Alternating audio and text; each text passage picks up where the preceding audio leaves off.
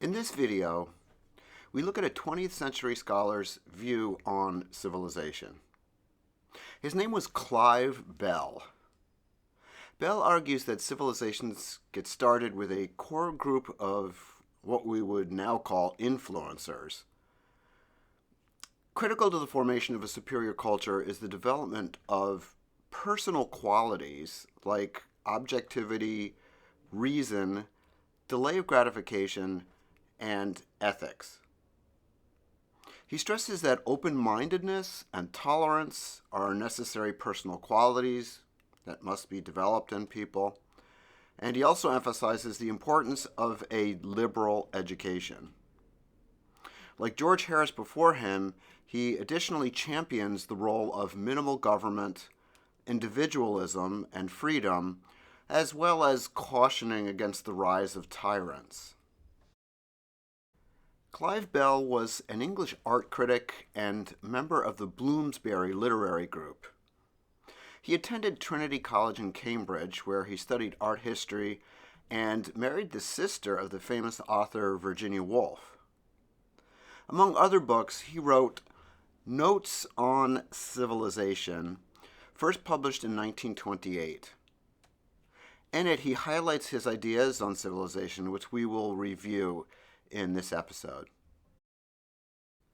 According to Bell, civilization is a means to attaining the good. It consists of a group of people thinking and acting in a particular way that then influences society to become more moral. He calls these individuals the disseminators of civilization. An example of such a group might be the Founding Fathers in the United States. He lists several periods in history that, in his view, were more civilized. These included the Athenian Greeks, the 1st and 2nd centuries of the Roman Empire, Italy in the 15th and early 16th centuries, and France from 1653 to the early 20th century. He adds also the possibility of the Tang and Sung dynasties in China, as well as the Persian civilization. Bell makes it clear that there never has been a perfect civilization, nor may there ever be. A perfect civilization, by definition, would be a utopia, which actually means nowhere, and humans have never created this type of ideal society, at least not yet. Civilization is not natural. If it were natural, it would mean giving in to our instincts and tribal customs. It's artificial because it means going against our emotions and primal urges. The first steps to becoming civilized, says Bell, are self-consciousness and a habit of reflection. By this he means thinking critically and not just accepting the status quo. A sense of values and reason are essential. By values, he refers to delay of gratification, which is being able to suspend the pursuit of things that immediately satisfy us to seek more abstract and ethical goals. And by being rational, this involves what he calls disinterestedness, which is essentially being dispassionate and objective as would be needed to find philosophical and scientific truth. Bell believed that too much respect for tradition could degenerate into a worship of conventions. He believed that novelty was preferable to the repetition of what has come before. Being open-minded, a willingness to listen to what other people have to say, he thought was crucial. These qualities result in the creation of variety and diversity in the arts, sciences, and technical fields. This implies that a civilization can be judged by this type of diversity and quality of the things that it generates. Someone who is completely specialized, For example, an engineer who only does engineering, or an architect that only does architecture, in Bell's view, could not be civilized because they are not open to the rest of the world. So, liberal education and acquiring the widest possible stock of knowledge and experiences he thought was necessary.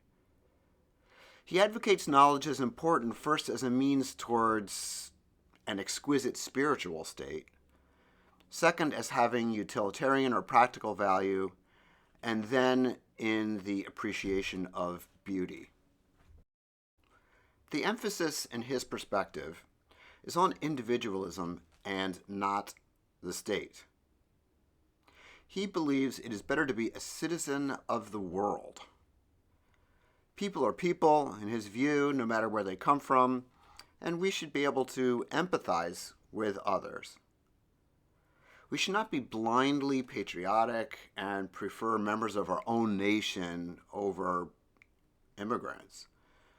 The herd instinct is bad, he thought, so nationality and religion were enemies of civility. Tolerance is important because it allows personal freedom. People can do different things. If you don't like what somebody does, essentially put up with it. Reason alone has the right to constrain liberty. It tells us that what we believe may not be necessarily true, that what we like is not necessarily good, and that all questions are open. We should not force others to be like ourselves. Intolerance is the exalting of prejudices into principles and imposing them on other people.